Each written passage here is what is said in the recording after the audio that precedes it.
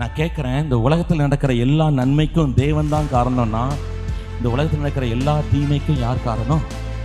அப்போ பிசாசு தான் காரணம்னா, அப்போ நீங்கள் எல்லாம் ப்ரோக்ராம் எழுதி வச்சு நன்மை செய், நன்மை செய், போய் தீமை செய், ஓ தீமை செய், அப்படி வாழ போறீங்களா? Are you robot?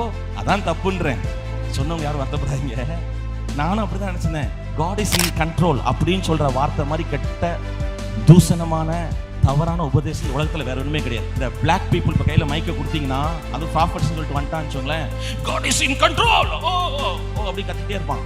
God is in control அப்படின்னா நடக்கிற கெட்ட விஷயத்துக்கெல்லாம் அவரா காரணம், நடக்கிற தீமைக்கெல்லாம். அப்ப நான் சொல்றேன், நன்மைக்கு காரணம் கடவுள்ட்டீங்க, தீமைக்கு காரணம் பிசாசுட்டீங்க. அப்ப நீங்க என்ன செய்ய போறீங்க? ஒரு கிரெடிட் வேண்டாமே? எதுக்கு மெசேஜ் பிரதர்? எதுக்கு சர்ச்சு?